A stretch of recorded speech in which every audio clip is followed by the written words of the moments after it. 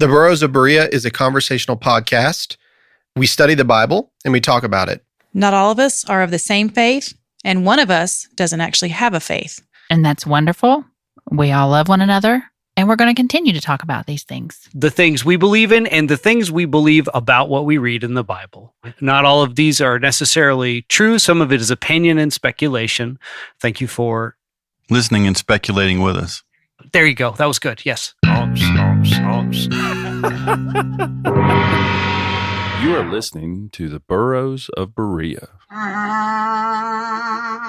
Well, welcome back to the Burros of Berea. I'm Rick Welch, and to my left is Billy Candy Kimsey. I'm on a diet. Oh, jeez. That's good. You look hot. What Look do you at mean, you. like hot? Like How do you manage to stay in shape all the time? Do you work out? A little bit, yeah. Do you eat right? I try to. See, that's the two things that I don't do. I thought you were on a journey. I second that, Rick. I've been on a journey. Yeah. I was putting on weight for the winter. Remember? Yeah, it's a Twinkie and pizza. Last time I saw you, you said you had lost 15 pounds. I don't know. I but have. You keep getting. yeah. Congrats. If we keep getting K's pizza, ooh man, that's hard. Yeah, to give it K's up. Pizza in Hendersonville. It's the best. So you're on a seafood journey? That's Like, right. I see it, and I'm going to eat it. Right? I hammered down, son. Me some candy. What I have done is I've begun drinking water, which is something that I loathe. 100%. I loathe it with my whole heart. Like your body needs My body Yeah. needs water, but there is water in Mountain Dew. There's water in literally everything. Everything. Why do we ever drink it? I know, and so that's what I want, you know. But anyway, It's Totally that, is. it's that 46 You're so right, grams of sugar that's in that Mountain Dew. and Yeah. the Kills you. caffeine that kills Yeah. the Although- water benefit. so there's this water plug for this water. It's called Essentia. And it's a pH balanced, like plus 7.5 alkaline water or something. Dude, just drink I it just straight want to out go the on a faucet. record and Okay. say that doesn't matter because your body immediately puts it at the right pH once it enters your blood. Like that's not how the human body works. I don't care about any of that. What I care about is that it tastes fantastic that's in good. comparison to other water. And I do like well water, and I have well water, and I like it. Is But it pH balanced like that deodorant? yes, it's secret. Yeah, that's what I use. I pH For your splash body? pH water on my armpits. strong enough for a man. But made for a woman. And you just heard Oh, Big yeah. Daddy Carter, straight out of Compton, Ralph Hicks. Represent. Behind the Ralph. Behind the glass, Rocket Man Andy Bishop. I got science facts. Yeah, he does. Sorry, man. You put water in, and it's gonna be whatever it's supposed to be. Yeah, the You know human what it's body gonna has a way of eventually dealing be. with these Yeah. things. Well, your stomach is full of hydrochloric acid, so it will be what it will be. in your stomach, Yeah. but your blood, you cannot change the acidity of your body without like dying. You're still going to make pee. That's right. Yeah, And you just heard Sarita the Edge Edgerton bringing in some science. Hey, y'all, I got science facts, too. It's true. Men's brains are bigger than women's. It's just science. Yeah, there's just nothing in them. Oh, that's true. Maybe I bet some. Sorry for all my coughing. I just got over a chest cold. It's just us, ladies. Oh yeah, baby. So I discovered that I got sick in October, December, February, April, and July. All Like COVID. every month. Well, no. It's that water you're This drinking. most recent one, I That don't know. pH ain't helping you none. No, it's not. I just like the taste. I'd much rather. Have you ever drank Nestle water? Nestle water tastes like the bottom of somebody. Well, Dasani's always kind of been like, nah, little man. yeah, I don't really care for some of these. Yeah. You know, but that one I'm actually cool with. I don't care about the Remember all alkaline. the Canadian dry water? No, Canada Dry? Canada Dry. I don't The remember the flavored water. But it used to come in the glass bottles. Oh, you mean the clearly Canadian? Yes. No, Yeah, but that's but that's flavored. the That was sweet. soda. Yeah. Yeah, it was like a soda, It was but a it was soda soda water. It was water. really good. Yeah, but it wasn't delicious. sugared, right? Technically, Oh, Yes, yes, it it was. was. Oh, and so sugar. They sell them at Costco. I don't have Yeah. facts, people. They do Yeah. sell them at Costco. And it's real sugar if that makes you feel any It's better. real Yeah. cane sugar. technically, Cost plus. soda is water. Am I wrong? 90% probably. I Exactly, don't know. and just some sugar. Right. And So caffeine. if you're trying to put on weight, Mountain Dew does the trick. Trust me. Anyway, Sodas do. yeah. Well, so today, you guys, last week you heard Dr. Amy Castillo's testimony. This week is my friend Joel Rosenauer. I had not met him personally. He flew out from Idaho to be with us in Virginia Beach. And the folks at Berean were very nice to host us. man, It was yeah. me and Rick and Cherry and Rodney and my wife Holly. And yeah, it was wonderful. Got to spend some time with them. And Bob Cruikshank was down there, Yes. and he did his sermon on Sunday, as I like always. Yeah, Bob's awesome. Yeah, I love that guy. But yeah, so Joel, very interesting guy. And I go ahead and announce it now. Joel is actually going to be joining the Burroughs side studies from Idaho. Oh, awesome. The way we're probably going to do it, Andy, is we're probably going to use StreamYard or Zoom or something. And occasionally we might do it with the whole group of the Burroughs, or I will just do it from home and then send you the files and have you edit it as usual.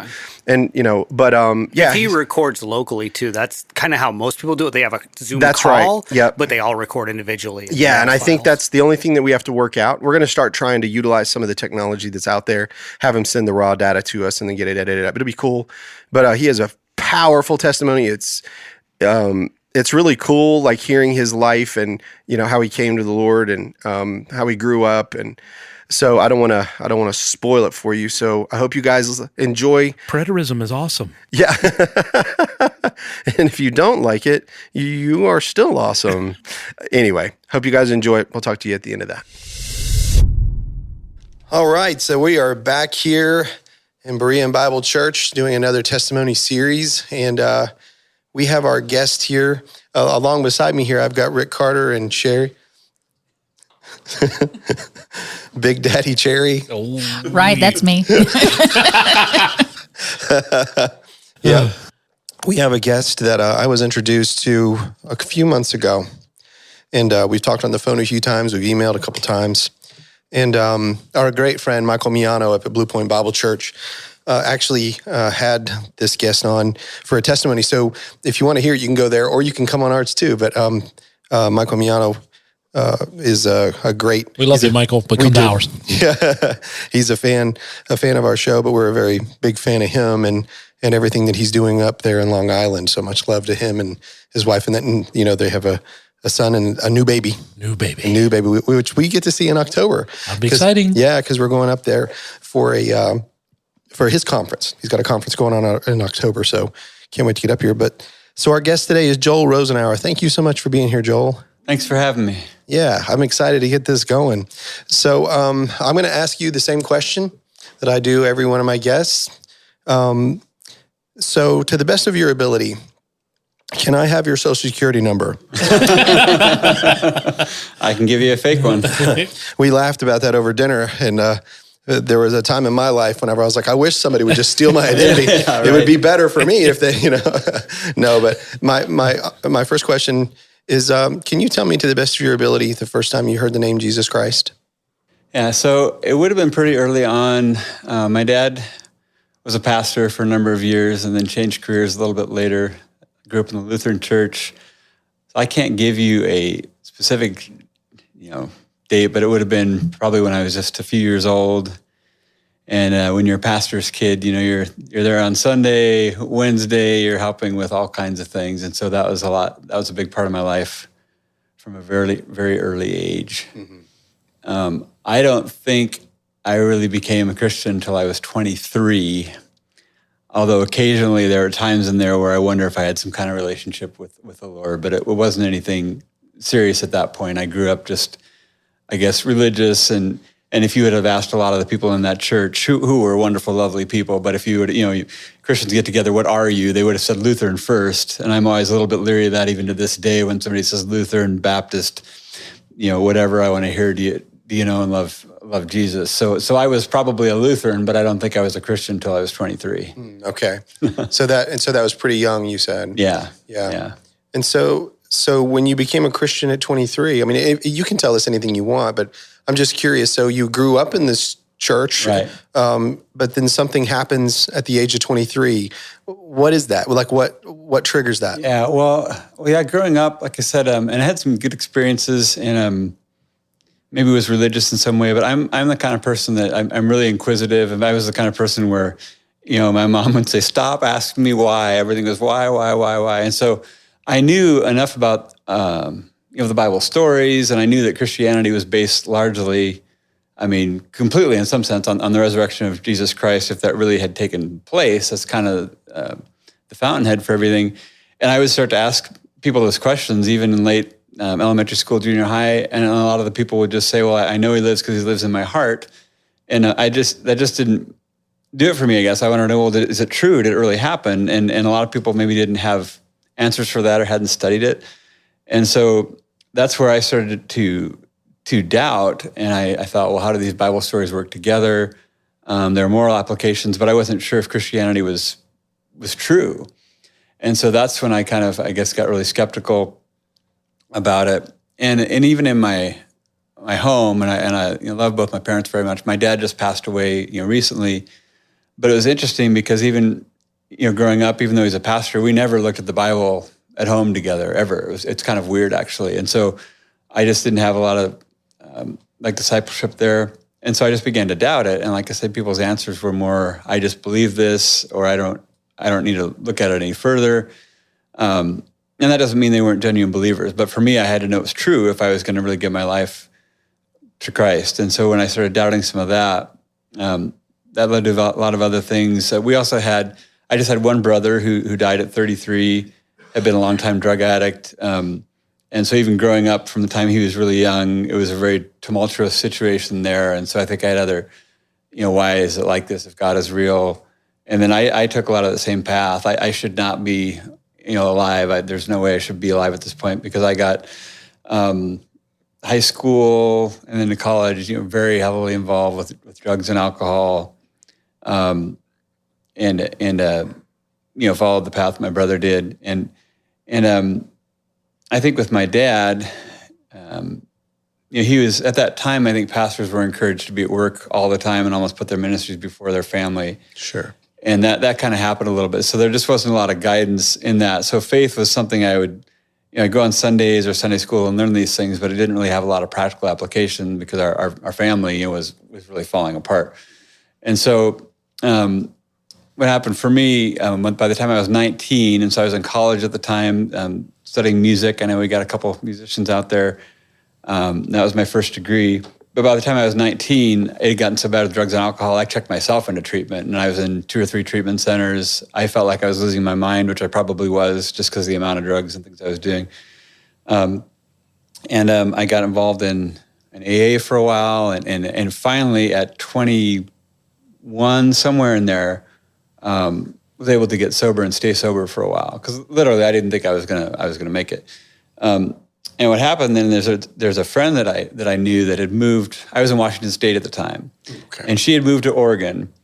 And this leads to my 23 story, which is pretty wild. Okay. So I'm 23, been sober maybe for a year or two, something like that. I'm not a believer.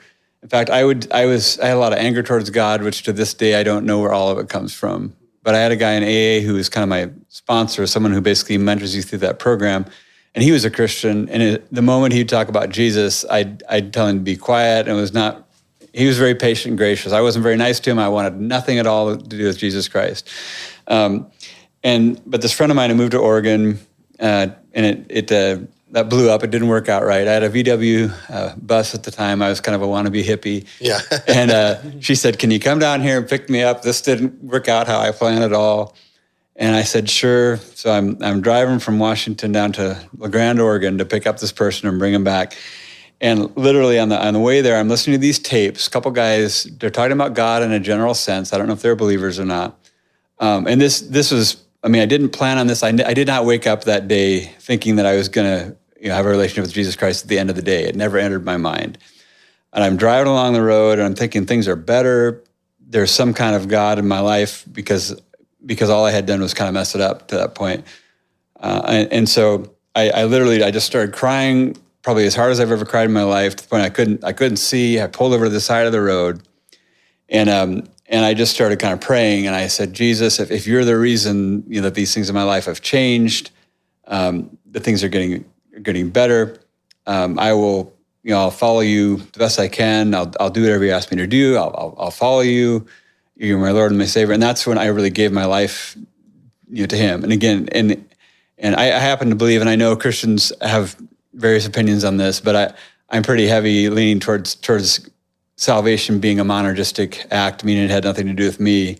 And part of that's based on my experience. I would have never, I don't think, chosen God, but He seemed to choose me, when I was 23, and for the most part, by His grace, I have done that and followed Him wherever He's asked me to go, and done whatever he's asked me to do. It doesn't mean, again, I haven't fumbled the ball along the way, but that was my experience. I mean, it was dramatic. Within a few days, friends and people that knew me said even the way I talked was different, and it was like a lot of things changed overnight. And so that's how I came to Christ. So you have this moment. So you're 23 years old. You have this moment, and people have explained, well, I don't know, he's in my heart. Right. And you were like, you weren't literally like buying that and all that. Right. So was he in your heart? Yeah, at that point, absolutely. So everything that they were saying you weren't buying, but then you have this moment. Now he's in your heart. Right, absolutely. Right. So that's your explanation now, right? Yeah. But the other cool thing about that was because I had been so skeptical, once I was saved, I started then I started searching out Christianity, through history, a little bit through archaeology, through, studying the resurrection. Because I'm still comfortable to this day. I like talking to atheists or agnostics or people that are angry with God because I totally get it. Do you like that, Andy? I wish he was here so he could meet you. Right? I wish he were here too. Because I do listen to you guys a lot. But I kind of like that because some people don't need the evidence, but other people do. And so I love to ask people questions because I think people that are really hostile towards Christianity assume that it's only people just believing something in their heart and there's no veracity to it. And so to just ask a question, somebody says, well, of course the resurrection didn't happen. Oh, that's interesting. Why'd you come to that conclusion? Sure. And so that's I think God's used that to help me be able to talk to people, from all kinds of different walks of life, or certainly because of my experience with alcohol and drugs, people that are still caught up in that or whoever. So yeah, I'm so curious about that person that was I guess he was the AA sponsor or whatever. You said that he was really gracious to you. Yeah. So you were hostile. Oh, yeah. And you were like, no, I'm not listening to this, whatever. And you said he was very loving and gracious. Yeah. And so did that have an effect on you at all? Or only later didn't you look back and you say, oh, wow, that guy was really nice, even though. Probably. Not at the time, but maybe probably later. A little bit later. That's one of the things I want believers to understand is that sometimes you're going to deal with people that are hostile and you may not get to see that change, but it could 20 years later, and that person, they're going to remember how you treated them, even though they were, you just said, like that, to me, that's important. Yeah. We have to remember that, even though it's happening in real time, and they're like, I'm not listening to you, you're just believing fairy tales, and you're like, hey man, I love you, okay, whatever, And then it was really neat for that guy too, his name was Mike, but I ended up, because my cool you remember his name. Yeah, well, because we became friends, and we live in different places now and stuff. But my whole process seems a little bit backwards from maybe the traditional road. So here I had this experience, and then I started telling everybody about it, and they're like, "Well, what are you going to do now?" And I thought, I wonder if I should join a church. But that happened to be the same church he was a part of, at that point, then I got really interested in the church, and then God used a lot of things from my music background. I mean, I'd never been interested really in teaching people, but a guy from that church took me under his wing and said, "Hey, have you ever thought about teaching music?" And I said, "I don't know." So then I went back to school and did that for a number of years. And so it's just neat how God takes all these things and redeems them and uses them for the benefit of other people. So what kind of music, what instrument do you play? Pretty much everything in a rock type of scenario. So anything with strings on it and keys and so the piccolo, drums, the piccolo, like Jethro Tull and the piccolo. So David has plenty of room for you here at Berean Bible Church if you're ready to join a praise and worship band. Yeah, absolutely. Yeah. So pretty much. So you go back to school for music, is that what it is? Yeah. And then you study music, and then do you actually get into teaching? Yeah. I taught for about 12 years. Wow. Mostly high school. As a music teacher? Yeah. Mostly vocals, but I did some other stuff too. And were you at the elementary, middle, or high school level? Mostly high school, but I would sometimes do .8 at high school and then a junior high class here and there. So is it just music class, or did you do band? Or were you? I did some piano, and then I started a couple guitar classes. Oh, okay. I did music appreciation, but I've never been a band teacher. Not like a marching band director or something. No, okay. No. Yeah. Cool. Yeah. So so take us to here. Tell us. So you started wanting to do things for the Lord, and I guess I must say that you are a pastor, or you were a pastor. Yeah. And so tell me. So from there, you're a teacher, but you're not a pastor at that point when you're a teacher, right? Right. So how do you get to that point? So I started doing some part-time music for church, and And this is all up kind of in the greater Seattle area. And I just really loved it. And what happened when I was 23 and I got saved, because that was so radical, and I know it happens different for lots of people, but I had a hunger for the Word of God right off the bat. Like I couldn't get enough of it, and then I would find other books, just read all this stuff. And so when I got into doing music for church as well, I realized that, hey, some of the songs we sing, might have nice tunes, but the words are like horrible. Like the theology's terrible, Yeah. And I hadn't really thought about that before. So I started studying that, and I think that was my way into really thinking more theologically. Can I share one with you? Please, yeah. There's an old Baptist hymn, just give me a little cabin in the corner of glory land. I hate that song. It is like, I used to work with this African-American guy. Beulah Land? Yeah, but he told me, he was like, I hate that song. He said, I want a mansion. God promised me a mansion. I got stuck on a cabin on the hill. I got a cabin on a little cabin in the corner of glory land. Yeah. I don't like that theology either. So anyway, there's a lot, and I realized, a lot of Christians are not necessarily, studying the Bibles a lot on their own for whatever reason. So they were getting a lot of their theology, through the songs as well as the teaching, and that made me feel kind of a heavyweight of responsibility that I hadn't really thought of when I started doing it. It was just, let's put a set list together or whatever, and if people are singing louder, okay, that's probably a good song, that type of thing. But I started thinking really theologically, and that got me, I think, really into studying the Bible kind of more seriously. And then over time, I felt called into more of like a full-time vocational ministry, and so then I did music ministry for a number of years in Sequim, Washington, which is, if nobody's ever been there, just west of the Puget Sound, west of Seattle. It's one of the most beautiful places on the planet, I think. Sequim? That's a weird name. Peaceful waters. It's a Native American term. Oh, okay. Yeah. Thought it was like a combination between squaw and swim. Yeah, and it looks like sequim if you look at it, but it's squim. Squidward? Yeah, Squidward. But I was there for about 10 years. Just a wonderful experience. And that church was Presbyterian, although the pastor called himself a Presby-Baptist. So okay. But there, you know the difference between a Presbyterian and a Baptist, right? Yeah. What? A Presbyterian will speak to you at the liquor store. Okay. Yeah, that's probably good. It's the only difference. I like it. I love it. But there, I was again started studying the Bible a lot more. And there, even before then, I had started moving from into more Reformed theology, but especially there, probably got into a little more of that. But then over time, I just felt led more into some kind of a teaching role, and then so then I went back and did like a 3-year ministry training program, and that's how eventually I got into being a pastor. So wow. Yeah. Now, were you a pastor in Sequim? No. Okay, so it's after that. Yeah, I got some opportunities. Like the longer I was there, to teach more and to take sort of like an associate pastor sort of role on top of the music. Mm-hmm. But then I became, I guess, an official, pastor after that. Right. And so, I guess I hope I didn't miss this, but was that Presbyterian? That church was, but then where you became a minister in, it was an independent. Independent. Okay. Yeah. Yeah, I got it. Yeah, absolutely. So at this stage, when you're becoming I assume you have children. Mm-hmm. So tell me about that. So do you have your family at this point when you're going through school and all that? Okay. Yeah. All right. Yeah. And that was another, the way God works in my life, it'll be like I don't know. It just seems like these, kind of working one experience to another. And I think biblically informed experience. I realized just experience isn't always great. But that was another thing when I felt led into a teaching role. I didn't quite know how to do that. And I just I like to walk and pray. And that was another time when I felt like what I was supposed to do, almost like I heard a voice say, show people the glory of my son, And so that's what, at that point, really, who is Jesus and what did he accomplish and what did he do?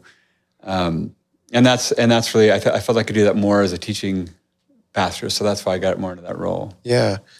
Absolutely. So obviously, we're here at Berean Bible Church, and you know their eschatological view, right? And so, what's eschatology? Yeah, exactly. I said that for years, but So I'm really curious because I know that I know a little bit about your story. Yeah.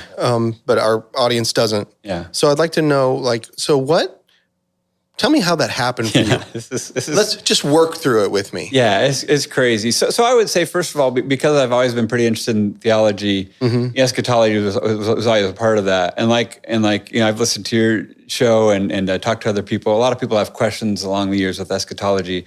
So I certainly had those. But I would have never, even a couple years ago, but especially about 3 years ago, I would have never thought it would be possible to believe what I believe now. Sure. I came to the conclusions I have now about eschatology, not even studying eschatology. And here's what happened. So again, I'd always been interested in theology. I started as a dispensationalist, which a lot of people do. I wouldn't have known that word at the time, but maybe for listeners that don't know that, kind of I think still the most prevalent thing taught, that it includes, a coming Antichrist, the millennial kingdom, the rapture, all of that. And I realize I'm being a little vague, but that's dispensational teaching. And that's where I started. And as I began reading, and again, nobody, I sort of feel, this will sound weird, but I sort of feel like God has kind of been my librarian. Even a lot of stuff I've read, people haven't necessarily said, read this or that. I would just read things and then maybe go to the bibliography and let's see what this person says. And it's just, where he's led me has been absolutely incredible. I don't think anybody could have directed me as well as he has.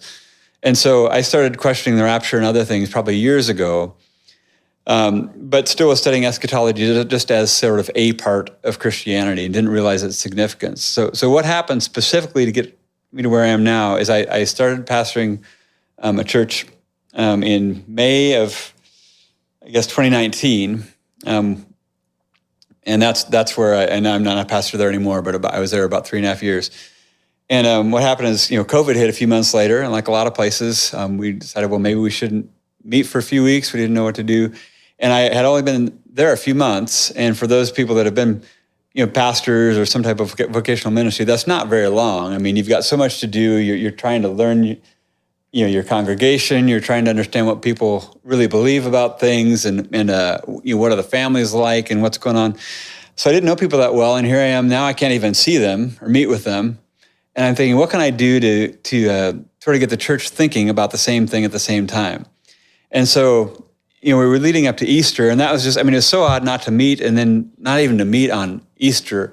In fact, funny story though, one of the members of our church, I found out who it was later, but she came in like the night before Easter, because I was still going in on my own and just recording sermons on Sundays and putting them online. And she lined up like 2 rows of stuffed animals in the first 2 rows. So when I came in Easter morning, and actually they were a lot more engaged than a lot of the congregation was, But anyway, I thought, I was always interested in the last few days of Jesus' life. At least their eyes were open the whole time. I know their eyes were open the whole time. They weren't sleeping. Yeah. Absolutely. They were soft. They were soft. Yeah. We I think our pastor did something similar to that, right, Holly? Like there was somebody, they had put names of people. What's that? Oh, yeah, they put names and faces. And Rodney's here. Rodney, didn't you tell him that the pastor actually had said, I'll sit here, I'll preach the gospel even if there ain't nobody in the pew. And then it was like 2 weeks later and COVID happened. There's and Rodney nobody there. Rodney said, well, I guess that's what you're going to do. Right. But then he did it. He stayed faithful and he did it. And I appreciate you being faithful. Yeah. And I know Pastor Curtis did here too. So, yeah.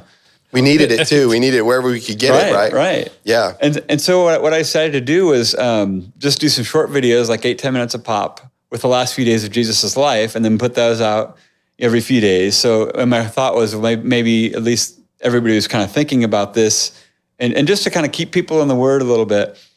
And so when you do that, I started, a lot of the last few days of Jesus' life are right before the Olivet Discourse and the different passages in the Bible. So I started about in Matthew 21, and then kind of working on from there. And that's when, what we know as Palm Sunday.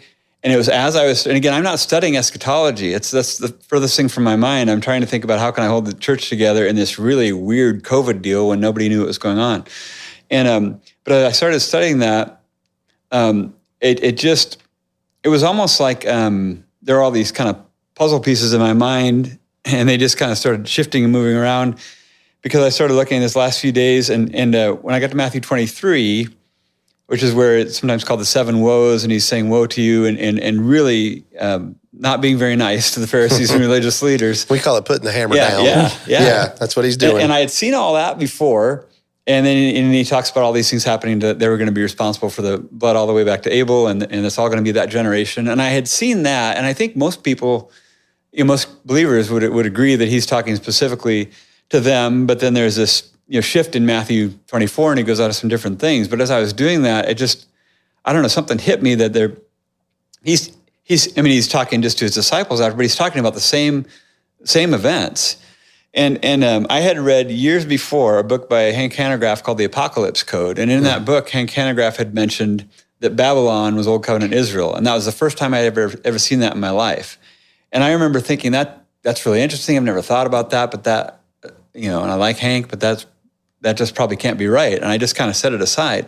Well, what happened is I was going through, part of the Olivet Discourse, getting to put these videos together, is it just really, really struck me. Because I had been reading Revelation a little bit, and I'm looking at this language, Matthew 23, and then you go to Revelation, and it's talking about Babylon, and it uses basically the exact same language about murdering the prophets and all these things, and something just clicked. Mm-hmm. And I would say within 2 or 3 days, I was completely freaking out because all this stuff just started. I had studied the Bible enough, but just not cohesively enough because I didn't have the right hermeneutic to do it. And this stuff just started shifting and going together.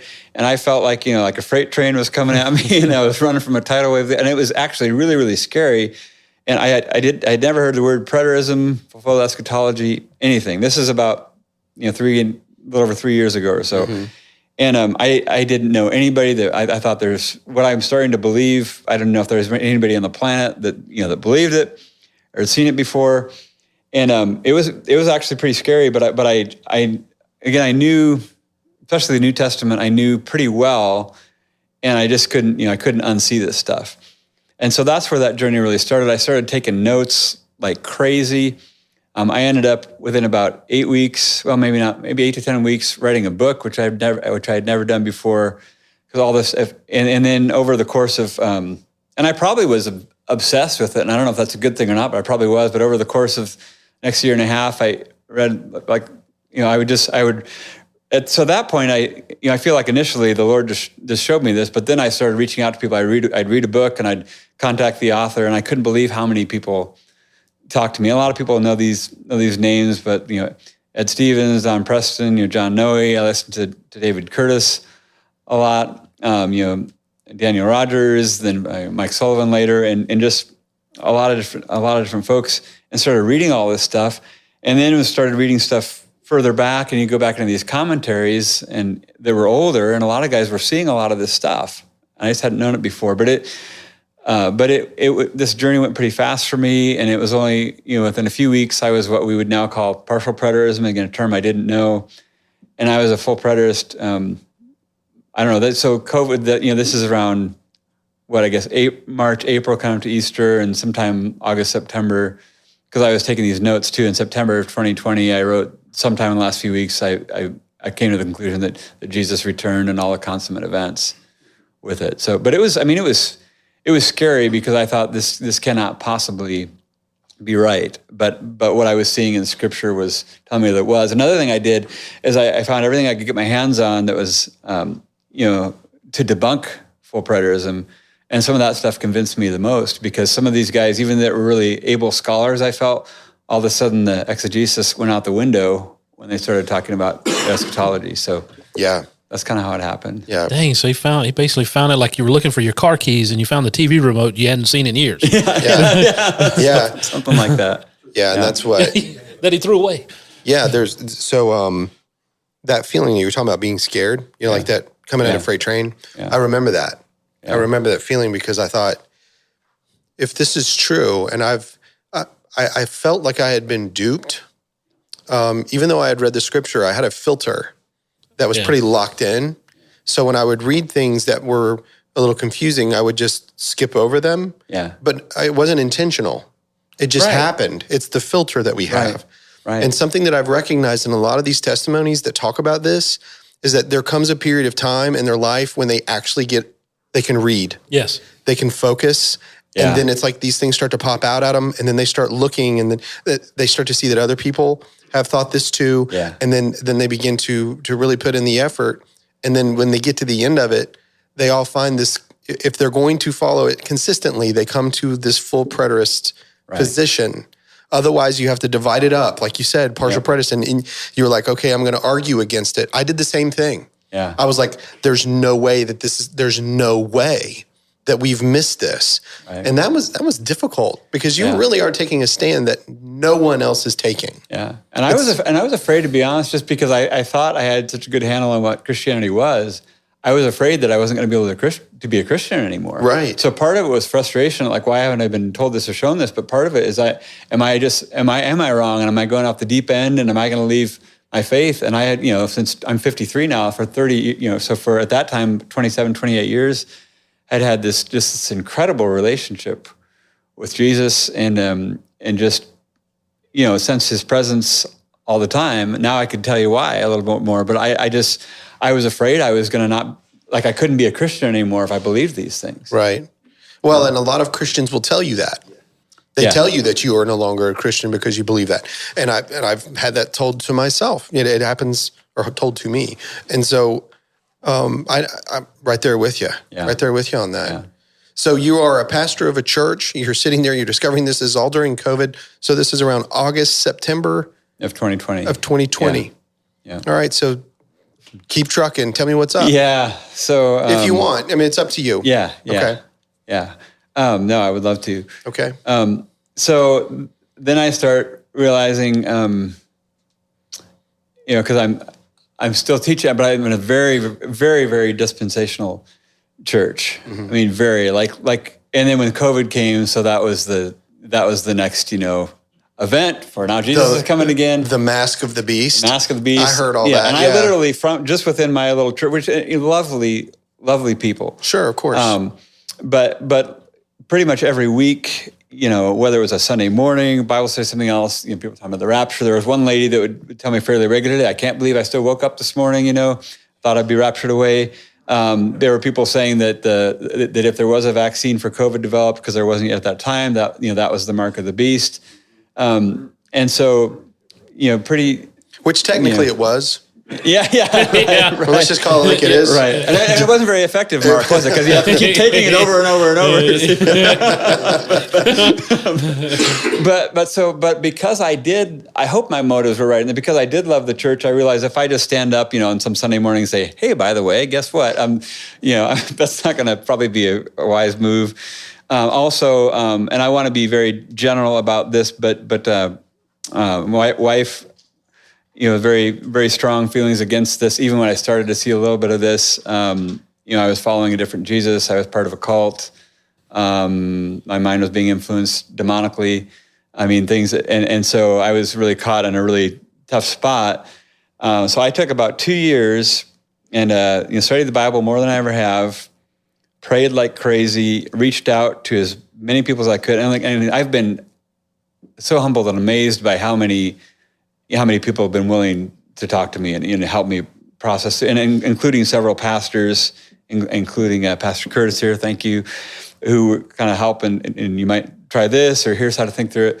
And so I tried to do that the best that I could, as wisely as I could, because I loved the congregation. And it wasn't my goal, to wreck anybody's faith or anything. In fact, I didn't even have a goal of having a church of preterists. I had a goal of having a church of good Bereans who would study the scriptures and love one another and really struggle through this.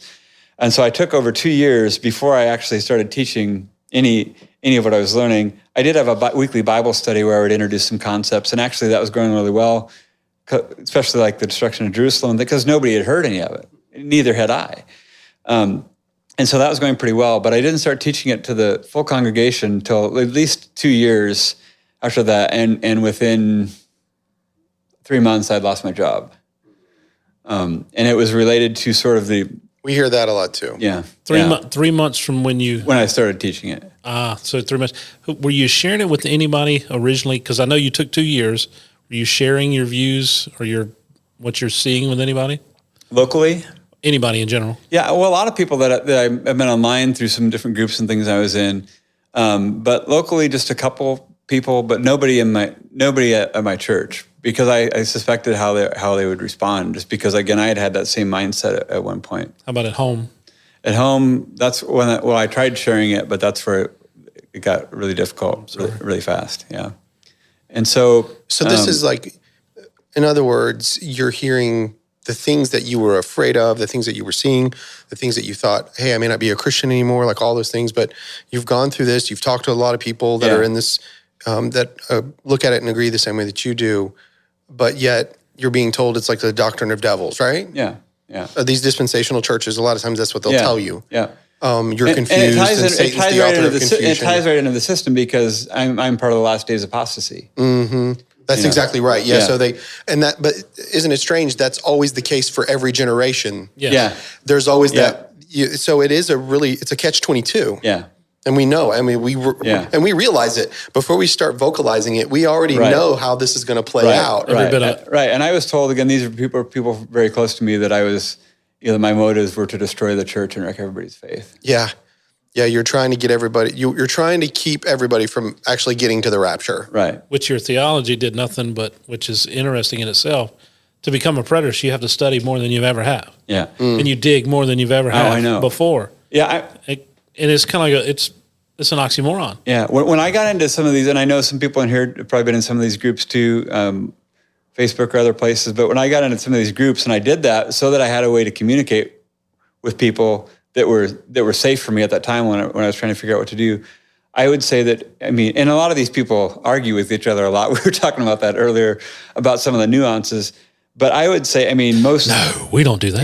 Yeah. But I would say, these people that are meeting these groups, and most of them, didn't have formal ministry training, weren't pastors, or knew far, far more about the Bible than any people I'd encountered in my whole life. And that's the ironic thing, is these are people that are trying to be Bereans and doing what God asks us to do, and are being condemned often by people who won't even open up their Bibles and look. Right. Well, like I said, what we hear a lot on these testimonies is that when they finally come to see this, they've actually had the time, and they put the time in. Yeah. Either it's something in their life or whatever has happened, whether it's COVID or wherever, they stop and they look at it. Yeah. I remember mine. I was just very interested. I just wanted to know how good were the Burros of Berea doing at Google. That was me, right? And then I discovered the Berean Bible Church. And then for the next, 8 months, I'm like sucked into YouTube, just watching it and watching it. And oh my goodness, I've never heard this, and I kept going. And then I would ask questions of Jeff, people. It's all your fault, sir. Thanks to Jeff McCormick. Right. But so when, and Bob Cruikshank and Mike Sullivan and David Curtis, like all of them, I watched all of them over and over. Yeah. Spreading the love. That's right. Yeah. But that I remember that. Right. And so when I would go to these people that I knew that I thought had studied the Bible pretty well, and I would talk to them about it. Right. It was almost like it was for me. Like there was a little bit of a wall, but there was there's no opportunity for grace there. It's almost like their doctrine there's such a wall. Right. I think that, again, it's the sovereignty of God that pierces that and breaks that wall down in order for them to see it. Yeah. Like salvation. Yeah. It's odd. Yeah, and I think what happens, and this is just kind of my opinion, but it's based on a lot of my experience, especially with dispensationalism, although a lot of the Reform guys can be super harsh too, but dispensationalists, with dispensationalists, oh boy, you're so right. I know. But with dispensationalism particularly, because it's such an intricate system, that what I've seen happen, and a number of these are people that I know personally, is they see the rapture, the Millennial Kingdom, the Antichrist, all that as tenets of salvation. So the moment you question one of those, you're not just having a different eschatology, you're no longer saved, because they see it as a packaged system, and nowhere in the Scripture is any of that included remotely having to do with salvation. And false prophets, that's a huge thing. Because the minute anything can be claimed outside of their box, it's a false prophecy. Yeah. Mm-hmm. Right. Yeah, and I've had people like in some of these groups, and I'm not doing much with Facebook these days, just partially because I've had a lot of life changes and haven't had time. But literally sometimes, and I try to be really gracious too, because some guys aren't, and that's not helping us at all. But all I will do is ask, have you considered these verses? And I won't comment on the verses. I won't give any interpretation. And they'll type back, "That's just your interpretation." I didn't say anything. I just quoted some verses. So that's how powerful they are. Yep. But there's such a wall, and whether it's pride or what it is, Now, I don't know. So as you're teaching your church, right? Yeah. And it goes on for about 3 months, and you say you lose your job. Now, Dr. Don Preston told us that whenever he was doing that there were a lot of people within his church that started getting excited, and they were asking questions, and it was growing. The church was growing. And then it was the elders of the church that really shut it down. Yeah. Now, did you have that going on in yours? Or was anybody coming up and saying, asking you questions? Yeah, no, I had people like, and this is, fairly small church, but I'd have sometimes talking to people on Sunday mornings, or people would send me texts later. I had people saying things like, "Thank you. I'm starting to understand the Bible now. I didn't really know what this meant, but I've been a Christian for years. I was kind of embarrassed, to ask people." Yeah, I had that stuff happen on a regular basis, and in the Bible study too. So I think it was really helpful for a lot of people. I did start doing a series on like prophetic, judgment language from the Old Testament. I did have one guy. After the first one, he's like scratching his head. He's like, "Are you sure?" I said, "Come back next week." Keep listening. But for the most part, it was really positive. And with my elders too, I had talked with them about quite a bit of this, but it was just they basically had said, well, because I wanted to do even some separate studying on it. They basically said, "Hey, just keep teaching what you're teaching, and if we find something that doesn't right, we'll let you know." And I would invite them too. Hey, yeah, please let me know if I'm saying something that's not in the Bible or isn't right. Let me know. So that they were just kind of going a week at a time that way. But we had gone through quite a bit of the Olivet discourse, and then one of the guys was retired, so I had more time to spend with him. And I'd even gotten to that I thought Revelation was had been fulfilled. New heavens and new earth were now time statements, all that. And he's like, that's what it says. So I thought that things had been going pretty well, with the elders at that point. Yeah. But 3 months later, you're out of a job. Yeah. And in my case, and I'm being a little bit general on this on purpose because it's just happened so recently and for my family's sake, but it was kind of a collision between, it had to do largely with eschatology, but in the marriage and some really difficult things there. And when I shared some of that with the elders, how difficult some of that had been in the marriage, then we had kind of a meeting about that, and that I felt actually ended fairly positively. And then 2 weeks later, they called another meeting, and I thought we were just going to kind of see, okay, what do we do from here? And they said you're done, and you can either be terminated or resign, but you're done. That was Wednesday, January 25th, and I was basically told to. And a lot of churches do this. It just happened to another friend of mine, completely different circumstances. We'll give you severance for a few weeks, but if you talk to anybody from the church or say anything that's not peaceful, that'll be gone too. Happens all the time. It's really unfortunate. That's something that I want our audience to really understand here. I really want them to understand this. You could have stayed quiet. You could have played the game. You could have just buried your head in the sand. You could have held everything together. You would most likely still have everything together at your home. Right. Because what's going on is that once the home starts to split up, now they have some grounds, right? The pastor has to be a husband of one wife, or they're going to whatever. Right. And so now they can start showing that shake up. And then, well, if you can't hold your home, then you can't be over the church. Right. And they use all of these things. And I'm not saying that they're diabolical. I'm saying that this is the way that it works, right? So, but what I want our listeners to understand is that when you read this and you understand it and you believe it to be true, that there comes a point when you have to say, I'm going to believe what the Bible says, despite what's going to happen. And we know what's going to happen. Right. It hasn't happened to me like it has happened to you. I've been expecting it, but it hasn't happened. I assume it will. I don't know, but I'm ready because I've had so many examples that came before me that I've seen. And so I'm thankful. Glenn Hill, I love him dearly. And he tells the same story that you do, except he had a wife that stayed with him, right? And I know your situation and how you've had to face a lot of this alone. Yeah. But you're not alone. Right. You have the Lord and you have all of us. Right. But it still doesn't make it any easier because you're all the way out there in Idaho, right? Yeah. Right. But that's something that I need our listeners to understand. If you have this moment when you suddenly see this and you're like, this is real, you just have to. Yeah. You've got to go with what the scriptures say. You've got to go with the Lord tells you. And then he's opening these things up to you. He's showing you. Right. And then you can actually get this peace and this love and the stuff that we keep talking about that comes from this. I was just talking to other Rick here a little bit earlier today, but I had, some time because I was That's Big Daddy. Big Daddy. That's Big Daddy Carter right there. You gotta know it. But I was praying through all this, and this was just so everybody understands too, and then people will that have gone through this. But I mean, this was very dramatic for me. Lots of tears, lots of sleepless nights, just because I knew some of the costs. For the same reason you just shared, I'd known some other pastors by that point that lost jobs, known numbers of people that had been kicked out of at least one church. But I also wanted. It's such a wonderful thing. Like other than coming to salvation initially, and there have been some other big moments in my faith. Sure. But what I've seen, because to me this is so much more than eschatology. It's a whole hermeneutics. It's a whole way of understanding all of Scripture. It's absolutely blown my mind, and it's changed my life. Yes. Radically. And so I was having a particular moment in prayer, and this was when I had decided I was going to start teaching this, but I'm still kind of, do I really want to do that? And there were a couple of preterists even they're still close friends of mine, and they were saying, maybe they were basically saying it's okay if you don't do this, like you don't have to do this, or you're not a bad person, you don't do this. But I was praying in kind of this intense time in prayer, and I kind of got up in my office. I would literally like lay prostrate and pray like that. And I got up from that, and I kind of thought, well, if I don't teach this, what do I teach? Yeah.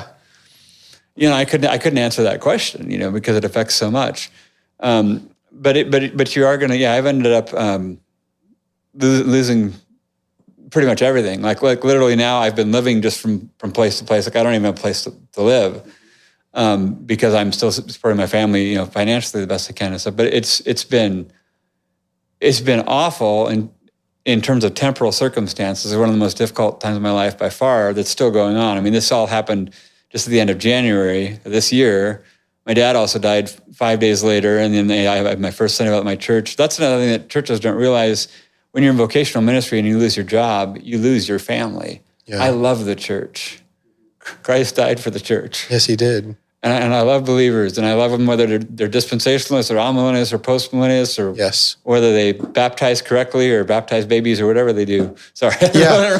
but I'm just messing with people or what they believe as spiritual gifts. We need to. That's pedobaptism. Yes, it is. We just learned that last week. Yes, we did. Yeah, we did. Yeah, but we need to correctly or incorrectly. That was really good. Yes, it was. But we still. But I love them, and I basically have lost contact with all those people. And the way the story was told was that I just basically have left my faith, I've left my family and all this stuff, and there's nothing I can do to fix that. And I don't think that would be fruitful either to fix it. That's one thing that I want everybody to hear, because this was a powerful moment for me and has been over the years. We sometimes think we'll get peace when we get answers. Answers don't give us peace. Christ gives us peace. Yes. Amen. Right. And when I've been able to stay in his presence, and that's why I haven't gone crazy or jumped off a bridge or anything, is because of my relationship with Christ. And I have some of the best friends on planet Earth that have been here in amazing, amazing ways. I've gotten, I just got one earlier today. People pray for me and they'll let me know they're praying, and they'll send me texts. I've had people help me out financially and stuff that I didn't even know, and somebody told them about something going on, and it's been absolutely amazing. And that's another thing I wish people knew, is that preterists are people too, Yes. and some of the most loving, wonderful people that I've ever known in my whole life. Yeah, absolutely. Yeah, Man, that is really something else. So for all of you listeners out there, if you got a heart for him and you want to send him something, his name's Joel Rosenauer. Reach out to us and we'll send him whatever you need. And so let's wrap this testimony up here. And I really appreciate you coming all the way out from Idaho here to Virginia Beach. You. As warrior, his arm's tired. Yes, it is. He was actually, you were on a plane and then had to be deboarded, right? Yeah, can I share that real quick? Yeah, It's let's pretty hear fun. it. So this is yesterday, and I get on the first plane, which is, I have to drive about 2 hours to get to the Boise airport. There's an airport in Twin Falls, but it's regional and it's super expensive. So drive there, we get on the plane, and the power goes out on the plane. Now, fortunately, it hadn't gone anywhere yet. So. Yeah, it wasn't in the sky. It was on the ground. Yeah. But it goes out, and then it kind of comes back on. It's one of those new EV planes. EV planes, right? Oh, no. And within the pilot comes on and he says, yes, we need to leave all your personal belongings. We need to deboard the plane. And we're thinking, oh, no. So we get off the plane, and then we're in the airport about a half hour. And then somebody comes on the intercom in the airport, and what had happened, and I was glad the pilot made the choice he did. It made sense. But right about the time the power went out, he saw all this smoke coming from somewhere. He said, we got to get these people off the plane. The smoke was from one of the restaurants in the airport. It's a barbecue place, and they were just making food, So then anyway, we got back on that plane. But then, everything got delayed. He was hungry. He's like, we got to go back and we get something to eat. But everything got delayed, and so I got in at like 1:20 this morning. It was beautiful. But Oh, but that's not really beautiful, but okay. I mean, 1:20 in the morning. Yeah, wow. Well, Jerry, do you want to ask him the question that we always finish up with? Sure. So when you die, where do you go? I go right. I would say it like this. I actually really like the way Amy said this. Is that to me? I mean, I'm not going to die. I'm going to die physically. He's talking about Amy Castillo in the last episode. But I already have eternal life. Now I'm already in the presence of Christ now, so I don't know exactly what that looks like in terms of what type of body or anything I have, but I just continue on, and I think being in the presence of the Lord in even a more wonderful way that I can't even imagine. So, yeah. That's the funny thing about, being a pastor, you do lots of funerals, and I've never, ever been to a funeral where somebody says, I bet they're now down in Hades now, or or I bet they're up there with their souls, but about 1,000 years yonder, they're going to come back down and go. Nobody says that. Nobody believes that. So I think all Christians have the right eschatology. They just don't know it yet. We need to help them out a little bit. It's easier to say they're in a better place. Yeah. They say that, and it's like, but they're in the ground waiting. Yeah. No, they're not. Anyway. Yeah. So, well, Joe Rosenauer, I really appreciate you coming and being on our program. Thank you. It means a lot. And if I don't know if you shared anything much different from your testimony that was with Michael Miano, but if you want to hear more, go to Michael Miano's. I think it's the Power of Preterism Network, and check it out. He puts up stuff all the time. He's had me and Bob Cruikshank and this one David was better Curtis because he didn't give me any free merch. No. Hey. Okay, so Miano. Actually, I gave Miano a bunch of free merch, and he wears it on his show. Yes, he does. He'll go out and take pictures and stuff, and he's got our stuff on. So he's Maybe we need to send Mike some more merch, right? Yes. I'm gonna get him one of the a baby burrow, like a baby burrow hat or something. One of those bibs, little baby bibs. I need a bib. Anyway, we won't discuss that one on this podcast. We'll discuss it later while you need it. Yeah. Well, thanks again, Joel. Thank you. Appreciate it, guys. Yeah. What do you think, Rick? Oh man, I'll say it again. Preterism is awesome. Yeah. It has really helped people. Yeah, he when I first met him, I heard some of the story about what's going on, in his personal life. And it reminded me a lot of what I've heard in the past, like what some other ministers have been through, maybe with their churches, but not necessarily in their relationships. Well, in this case, it's such a contrast because the last podcast that the listeners heard, preterism was a huge success. Yes. Help. Yeah, you're talking about Dr. Castillo? Yes. Yeah, uh-huh. Total help. Right. And then you see the other side now, the flip of where sometimes it just creates turmoil. Yeah. And basically, outside of the man, he's a great guy. Got to spend some time with him. We all went to the beach, had fun. You might have heard a little bit the last time when you listened to the podcast. We talked about us having fun at the beach. When we were there, so Joel was out there. I told you he got body slammed, but when we were standing there, so me and Bob was like, I'm not getting wet. And we're like, cool. So we're just standing on the edge, letting the surf, hit our feet. And then out of nowhere, this 8-foot wave just comes in, crashes on the beach. And I got sand-blasted. I don't know if you've ever used a sand blaster. That's what happens when you stand too close to the edge. Look at her sandblasting us. Yes. But I wasn't invited, but I made my presence known. you weren't invited? What do you mean? I wasn't invited with y'all to go to the beach. I thought I invited everybody. You invited me to New York.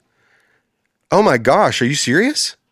Well, I didn't know anything about the trip till I saw people posting video. No, pictures. unbelievable. Not everybody was invited. I sent out a text on the whole group chat. I thought so. But if I didn't, Sarita, I apologize. And if I did miss it, then I apologize. I would, I don't miss much. I'm so sorry. I would have loved to have had you there. You'd have had a blast. I would have, because I like the ocean. Yes, you would have. On a side note, Bob Cruikshank, it took me an hour to vacuum all that sand you put in my truck. I'm laughing. It's funny. Have you ever used a sandblaster, Billy? Yeah. Have you ever actually accidentally sandblasted your skin or your hand before? No. Because when you reach into a sandblast unit, it's like rubber, gloves, right? yeah. Well, I had the first time I ever used a sandblaster, the guy I was in, I worked in a machine shop. And so I walked into the machine shop and they were like, go back there and blast these parts. I didn't know that they were playing a trick on the kid that was green. And so I go in there, put my hands in there, and this glove on the left-hand side's like blown out. I'm holding the part. I'm like, this is hurting. It so hurts. And they were like, just get it done. And then when I was done, they're like, you idiot. Good I job, went boss through man. it. Yeah. So. I wasn't very smart. Sucker. Anyway. I've got a small exterior one I'm getting ready to use on my truck. Oh, really? Yeah. Those are pretty cool too. Yeah, there's one. We have one over at the shop so you can use like big things that you can't get inside your cabinet. Anyway, that was a little bit of a sidetrack there. Try to use one on the outside, external, where you have no protection. Oh yeah. So everything you blast comes right back at Feels like you're standing on Virginia Beach. Yes. That's what it felt like to me. Yes. I use a face shield. Head to toe soaked. I had nothing. Oh, really? Nothing. No way. No eye protection? Yeah. Well, I mean, you put glasses on, but I mean, yes. I was gonna say. It tore my face up. Yeah, He that was sounds unfortunate. like a football player from the 20s when your nose with your face mask. I got long enough arms that I'm okay. Yeah. Anyway, well, Billy, thanks for being here. Big Daddy, Ralph, Andy, Sarita. Appreciate you guys sitting in the studio. Did we even talk about what we talked about? I don't Yeah. About Joel? Yeah. Oh, I'm sorry. Cut that. Yeah.